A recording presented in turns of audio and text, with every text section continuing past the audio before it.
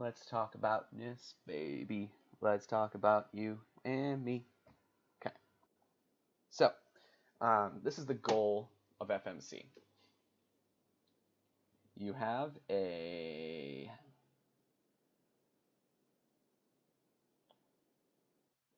solved cube.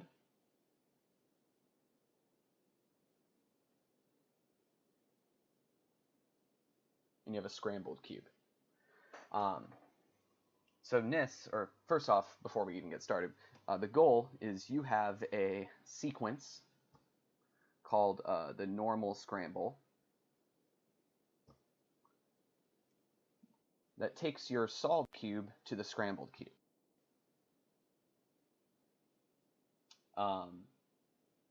Okay, so your goal then is to essentially find this arrow. This is the solution. One thing that people think about first off, like before they even think about NISS, one thing that you could think about too is just your solution in a sense is also an inverse scramble. And you could just write down the scramble backwards to get the inverse scramble. And if you find a solution to the inverse scramble, then you just invert that solution and it becomes the solution to the scramble you're actually working with. So that is the main idea behind just using the inverse scramble. But it turns out it's actually quite easy to switch between the two. So let me draw a new image down here. Solved, scrambled. I'm just going to write down the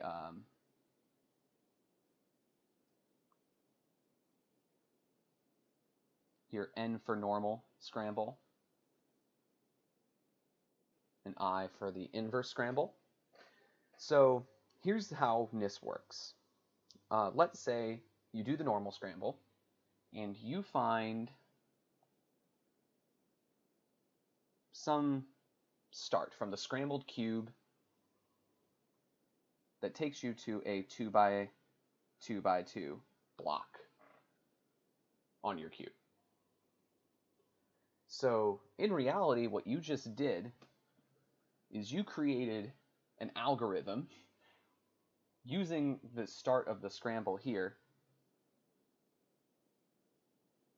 This blue line I just drew is basically an algorithm that preserves a 2 by 2 block because it is a very long sequence of moves that does not do anything to this 2 by 2 block. So if you were to do that, all of those moves backwards, so do every single move starting from a scrambled cube going backwards along this blue line, it would also preserve a 2 by 2. So let's say you did that. Let's say that you went all the way back around. You started by doing your 2 by 2 moves backwards to a solved cube and then did the inverse scramble. So let's say then you do this and then you've extended it to a 2 by 2 by 3. So starting at this point here and then moving all the way around here is a sequence of moves that preserves a 2 by 2 by 3 when you apply it to a solved cube, because that's what you exactly did. You did all of these moves and then did a little extension that found a 2 by 2 by 3. So now if you wanted to switch again, doing the inverse of that blue arrow, going all the way, starting at this point right here, and moving all the way around back to here, will still preserve a 2 by 2 by 3. So let's do that. And let's say then you get to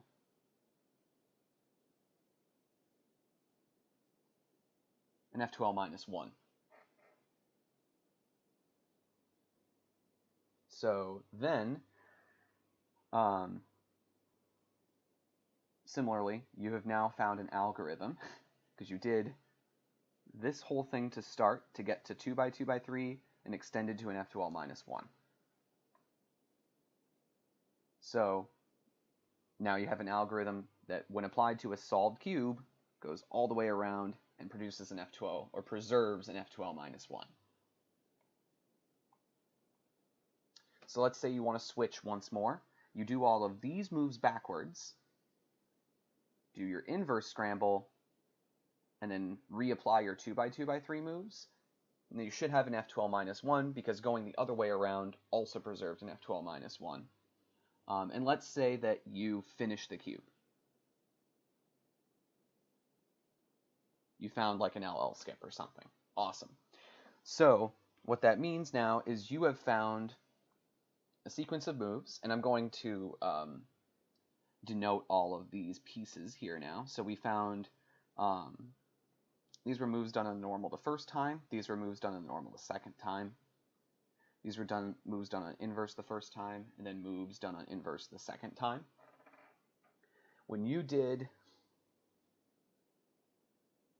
what you just did now is you did N2 backwards, so N2 inverse, N1 inverse, the inverse scramble, I1, then I2, and that solved the cube.